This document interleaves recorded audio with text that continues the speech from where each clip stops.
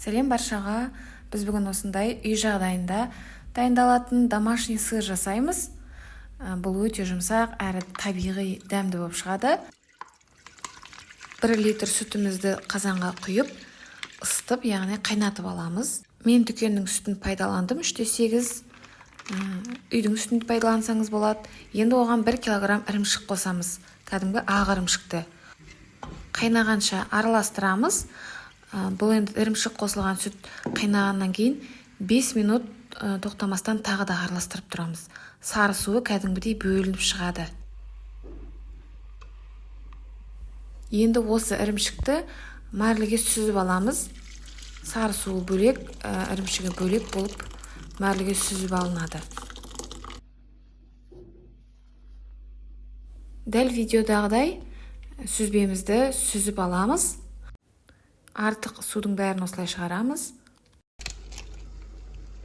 Осы кезде кастрөлге ыстық суды құйып, қайнатып, водяная баняда ірімшігімізді жақсылап араластырып, үстіне тұз, содасын қосып, 1 жұмыртқа қосып араластырамыз.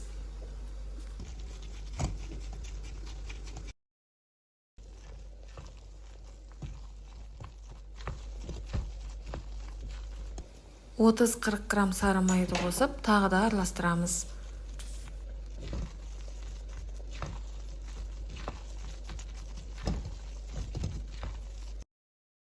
Ірімшігіміз сарғайып, түсін өзгертіп, осындай созылмалы массаға айнала бастайды. Бұл нағыз ірімшікке ұқсап келе жатыр. 5 минут тоқтамай жақсылап араластырып алғаннан кейін, осы ыдыстағы ірімшіктің бетін тегістеп шығамыз.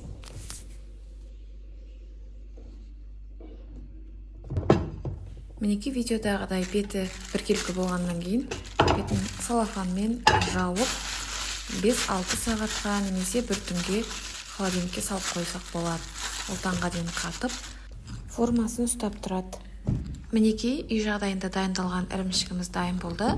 Жан-жағын пышақпен кесіп жіберсек болады. Үйіңізде сүт, творог болса, осылай үй жағдайында әдемі сыр дайындауға болады. Ең бастысы құрамы таза, табиғи, дәмі де өте керемет болып шықты. Сізде жасап көріңіз. Айта кету керек, бұл сырдың дәмді болып шығуы творогқа байланысты.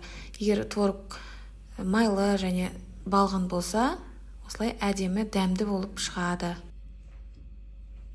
Каналыма жазылуды ұмытпаңыз, алдағы уақытта пайдалы әрі оңай дайындалатын тағамдардың рецептермен бөлісемін.